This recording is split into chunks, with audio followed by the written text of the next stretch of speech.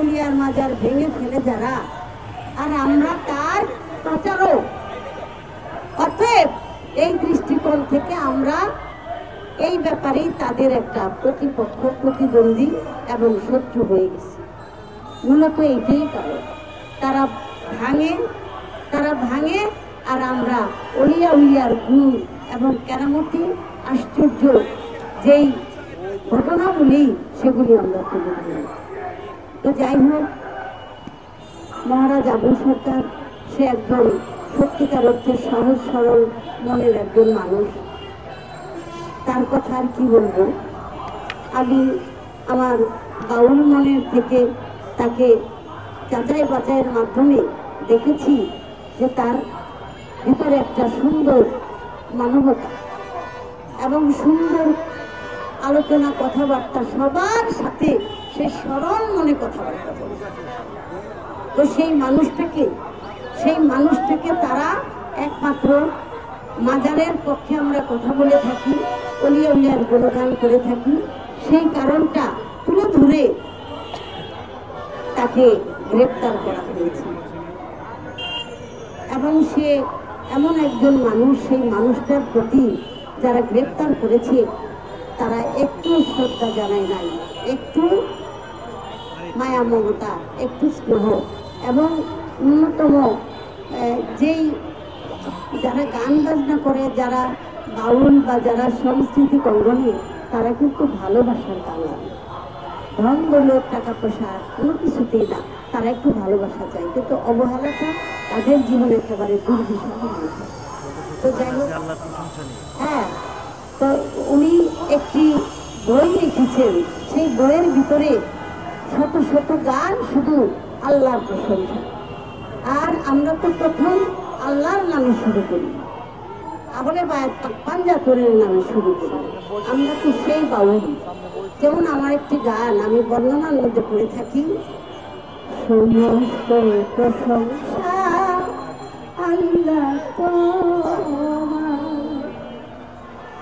আমি পাপী গুনাহগার, হে পাকি পরওয়ার, আমি পাপী গুনাহগার, হে পাকি পরওয়ার, সমস্ত প্রশংসা মাওলা তোমার। সারা রাত শুধু মাওলার প্রশংসা। আর সেই মানুষগুলির যদি এই মিথ্যে অপবাদ যারা দেয়, আমরা আল্লাহকে নিয়ে কটূক্তি করি, ধর্ম অপমাননা করি, আমরা ধর্মের উপরে আঘাত হেনেছি।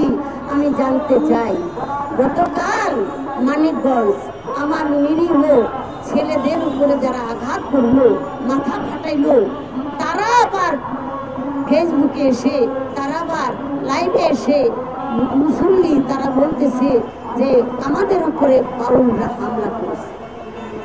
তাহলে কত বড় মিথ্যাবাদী! একটা বাউল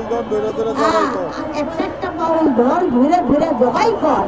তাহলে এত বড় দুঃসাহস, এত বড় কথা তারা কিসের ইন্ধনে আর কার শক্তিতে বলে? তাই আমি বলতে চাই, সত্যিকার অর্থে তারা থানায় গিয়ে আমাদের বাউলদের বিরুদ্ধে অভিযোগ দিয়েছে, কেস করেছে। এখন থানার থেকে পুলিশ আমার ছেলেদেরকে ডাকে, থানায় আসেন, এখানে একটা মিট করুন। তাহলে ওই মোল্লাদের কেস দিয়েছে এবং আমি যখন গেলাম তখন আমার অভিযোগ দিতে তারা ঘড়ি তো শুরু হয়ে গেল। এই ধরনের আলোচনা করছে, এই ধরনের কথা বলছে যে একটু অপেক্ষা করেন, তারা ভোরেন কি আছে, অভিযোগ করে দিলে হবে। আমি কি, আমার ছেলেরা তো হাসপাতালে কাজ হয়ে গেছে। তো যাই হোক, এমন একটি ভাষা ব্যবহার করলো, আমার কাছে তাদেরকে কোনো সহযোগিতা তাদের কাছ থেকে পাবো সেটা মনে হয় না।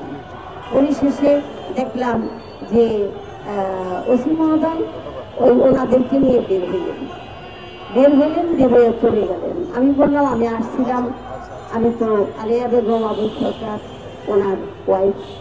বললো যে ঠিক আছে, আপনি আসছেন, একটা অভিযোগ দিয়ে যান। এই কথা বলে উনি চলে গেল ওই মুসল্লিদের সাথে। ও চলে গেল, কিন্তু আমি আইনের কাছে থানার থেকে তেমন একটা সাড়া পাই নাই বললেই চলে। তাহলে আমাদের স্থান কোথায়?